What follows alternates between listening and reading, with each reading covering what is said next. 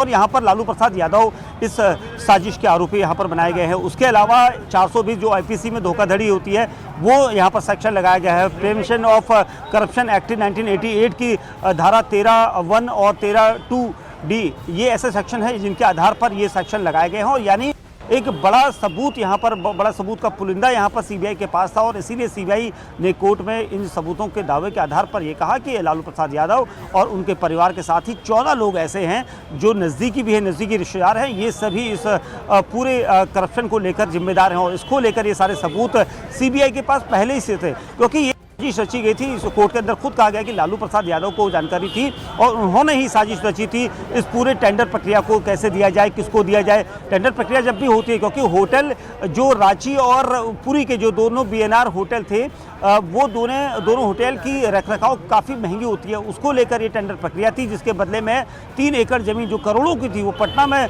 दी जानी थी। और इसको लेकर एक बड़ा प्लान रचा गया था, उसके तहत आपराधिक साजिश, इसलिए सेक्शन वो लगाया गया है। और ये प्लान ये था कि इस टेंडर प्रक्रिया को किया जाए। टेंडर प्रक्रिया में सिर्फ उसी टेंडर को दिया गया जो उनके नज़दीकी थे और सुजाता कंपनी जो बनाई गई थी उसको ये टेंडर दिया गया।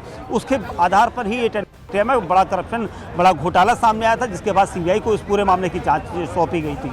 तो कुल मिला के अब आरोप तय होंगे, आरोप तय हो चुके हैं और इसके बाद अब मुकदमा चलेगा। ये मुकदमा का सामना किया जाएगा। लालू यादव की कोई रिएक्शन आया है या फिर हायर कोर्ट में भी अभी अपील करने का समय है?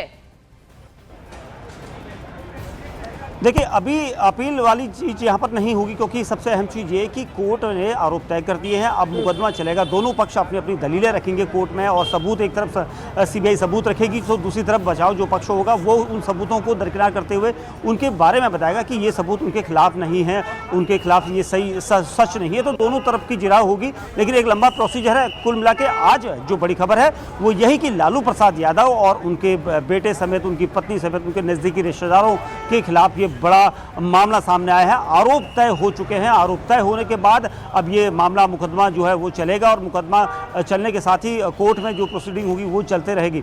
लेकिन सबसे अहम चीज़, क्योंकि बिहार चुनाव नज़दीक है, बिहार चुनाव में इसका बड़ा फर्क पड़ेगा, ये देखने को भी मिलेगा। क्योंकि ये काफ़ी समय से हम देख रहे थे कि जिस तरह से घोटाले के आरोप लगे थे, कई दूसरे और लैंड फॉर जॉब घोटाला भी खिलाफ है और कई ऐसे घोटाले हैं। लेकिन यहाँ पर सबसे अहम चीज़ ये थी कि IRCTC घोटाले में क्या आरोप तय होते हैं या नहीं, क्या आगे डेट होती है या नहीं, ऐसे कई सारे कयास हैं। लेकिन आज दिल्ली की राउज एवेन्यू कोर्ट में ये साफ किया, कोर्ट से ये क्लियर हो चुका है, आरोप तय कर दिए गए हैं। अब मुकदमा दर्ज होगा, मुकदमा चलेगा। मुकदमा चलने के साथ ही यहाँ पर जो कार्रवाई प्रोसीडिंग होगी वो सबूतों के साथ होगी, क्योंकि सीबीआई पहले ही कह चुकी है कि उनके पास पक्के सबूत थे। से आपराधिक साजिश रची गई, उसके सबूत थे कि कौन कौन इस साजिश में शामिल था। उसके अलावा जो लोग इस पूरे टेंडर प्रक्रिया के साथ थे, उस टेंडर प्रक्रिया के लोग इसमें पूरे आरोपी बनाए गए थे। ये टेंडर प्रक्रिया किन किन लोगों के बीच में की गई थी, टेंडर प्रक्रिया की जानकारी किसको किसको थी, ये सारे सबूत जो हैं सीबीआई के पास हैं और इसीलिए सीबीआई इसको लेकर कोर्ट पहुंची थी। क्योंकि टेंडर प्रक्रिया जब की गई थी तो उस दौरान कई सारी कंपनियां बनाई गई थी, लेकिन उस सारी कंपनियां क्या उन्हीं की थी। जो मेन कंपनी, जिसे मुख्य कंपनी माना गया सुजाता कंपनी नाम से, जिसने इस बीएनआर जो होटल्स से उनके रखरखाव का जिम्मेवारी ली थी, उनको टेंडर दिया गया था। उसके बदले में पटना में एक बेशकीमती जमीन का हिस्सा जो है वो उनके खाते में गया था। तो कुल मिलाकर ये एक बड़ी साजिश थी और इस साजिश को यहाँ पर बेनकाब करते हुए सीबीआई ने यहाँ पर आरोप लगाए हैं। कई सारे सबूत उनके खिलाफ हैं और इसलिए थे एक बिहार का एक बड़ा भविष्य, जिसे राजनीतिक भविष्य कहा जाता था, लालू प्रसाद यादव और उनके परिवार को, यहाँ पर उनके खिलाफ अब मुकदमा चलेगा। मुकदमा चलने के साथ ही सीबीआई अपने सारे सबूत पेश करेगी, क्योंकि इससे पहले भी सीबीआई ने सबसे पहले जब कोर्ट में चार्जशीट दाखिल की थी तो उसके बाद समन में पूरा परिवार आया था उनका और यहाँ पर 14 वो सभी आरोपी आए थे। उसके बाद अब ये मुकदमा चलेगा, आरोप तय हो चुके हैं।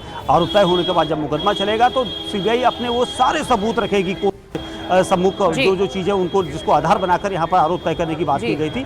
कुल मिला के अब लालू परिवार के ऊपर मुकदमा चलने की पूरी प्रक्रिया शुरू हो चुकी है। दीपक, इस पूरे अब घटनाक्रम का कैसे बिहार की राजनीति पर असर पड़ता है, इसकी जानकारी के लिए चंद्रमोहन हमारे साथ जुड़ गए हैं। चंद्रमोहन, अब सियासी हवा पूरी तरीके से बदलती दिखेगी आपको पटना में? बिल्कुल, देखिए बिहार विधानसभा का चुनाव है और ऐसे में अगर लालू प्रसाद यादव और उनके परिवार के लोगों को आरोपी ठहराया गया तो जाहिर सी बात है इस बार के चुनाव में ये बड़ा मुद्दा होने जा रहा है। अभी हम लालू यादव के आवास के बाहर मौजूद हैं और एक तस्वीर आपको दिखाने की कोशिश करेंगे। देखिए, लालू का परिवार पूरी तरीके से दिल्ली में शिफ्ट है, ऐसे में अभी घर के बाहर सन्नाटा है। अभी यहाँ पर लोग पहुँचते थे, टिकट बंटवारे को लेकर भी कई तरह के लोग यहाँ पर पहुँच रहे थे। किसी को टिकट चाहिए, किसी को कोई टिकट कटवाने के लिए अपने प्रेजेंट विधायक आ रहा था। लेकिन अभी जो उनके ऊपर आरोप तय किए गए हैं, इसको लेकर एक बड़ा मुद्दा जो है वो चुनाव में होने जा रहा है। दरअसल लालू प्रसाद यादव जब रेल मंत्री थे 2004 से 2009 के बीच में, उस समय यह आरोप लगा कि जब वो रेल मंत्री थे उस समय उन्होंने अपने पद का दुरुपयोग करते हुए कोच्चर बंधुओं को Ranchi BNR, Chanakya BNR hotel और पुरी का जो होटल है उसको उन्होंने दिया और उसके बदले में पटना के बेरी रोड पर बेशकीमती जमीन अपने परिवार के लोगों के नाम से लिखाया और वो जमीन सेल कंपनी के नाम पर बना हुआ था। तो ऐसे में